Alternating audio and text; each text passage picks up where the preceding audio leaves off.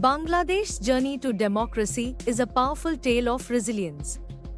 From 1947 to 1971, we were part of Pakistan, facing oppression and cultural neglect.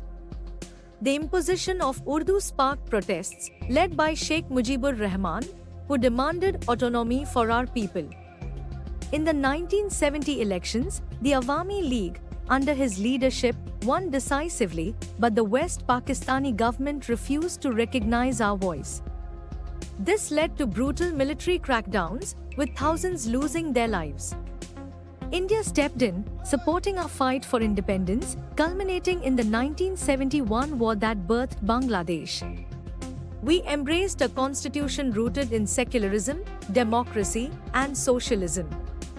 However, the path was rocky. Sheikh Mujib shifted to a presidential system, banning all parties but his own. His assassination paved the way for military rule, first under Ziaur Rahman, then LT Gen H. M. Ershad. Yet, the spirit of the people prevailed, forcing Ershad to resign in 1990. Since 1991, we've embraced a vibrant multi-party democracy, a testament to our enduring struggle for freedom and representation. Nepal's journey from a Hindu kingdom to a constitutional monarchy is fascinating.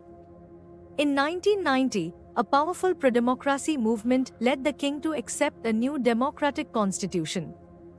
However, the situation took a dark turn in 2002 when the king dissolved parliament, crushing the limited democracy that existed.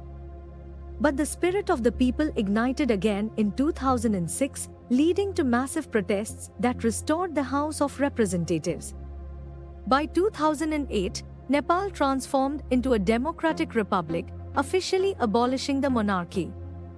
Meanwhile, Sri Lanka has faced its own challenges since gaining independence in 1948, primarily due to ethnic conflict. The Sinhala majority resisted concessions to the Tamil minority, leading to the rise of the LTTE and a brutal civil war. Despite the turmoil, Sri Lanka has seen significant economic growth and human development.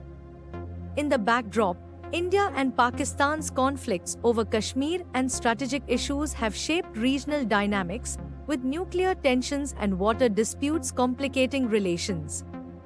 Yet, amidst these challenges, initiatives like SAARC aim to foster cooperation, highlighting the complex tapestry of South Asian politics.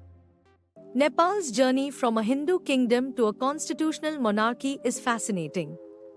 In 1990, after a powerful pro-democracy movement, the king finally accepted the demand for a new democratic constitution. However, the 90s saw the rise of the Maoists, who gained significant influence across the country.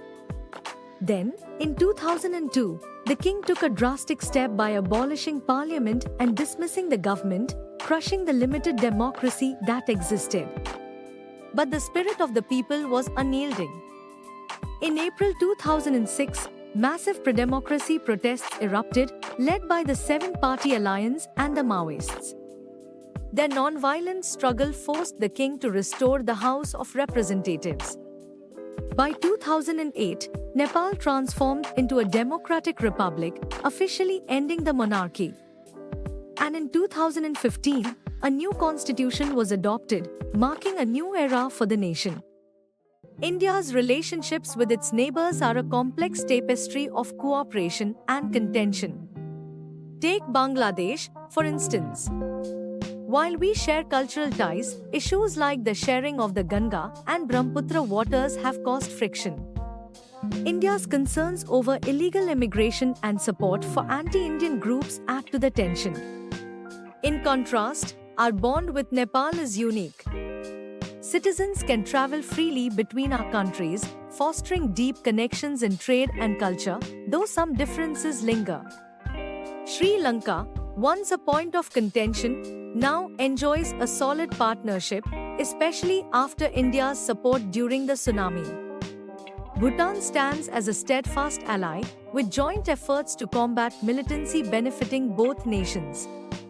Maldives, too, has a history of cooperation, dating back to military support in 1969. Yet, regional challenges persist, like the migration disputes between Nepal and Bhutan, and Bangladesh's tensions with Myanmar over the Rohingyas.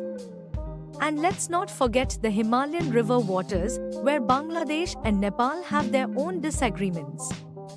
Each relationship is a balancing act of diplomacy, history, and shared interests. The South Asian Association for Regional Cooperation, or SAARC, has been a pivotal initiative since 1985, aiming to foster collaboration among South Asian nations. In 2004, the signing of the South Asian Free Trade Agreement, or SAFTA, marked a significant step towards creating a free trade zone in the region, officially kicking off on 1 January 2006. While the goal is to lower trade tariffs, concerns linger among some countries about India's potential dominance in their markets, raising fears of economic invasion. Despite the long-standing conflict between India and Pakistan, there have been numerous attempts to ease tensions and promote peace. Meanwhile, the geopolitical landscape is further complicated by the roles of China and the United States. While Sino-Indian relations have seen improvement, China's strategic partnership with Pakistan adds a layer of complexity. The US has maintained strong ties with both nations since the Cold War, increasingly stepping in as a mediator in their relations. The dynamics of peace and cooperation in South Asia are intricate, but they hold the promise of a more collaborative future.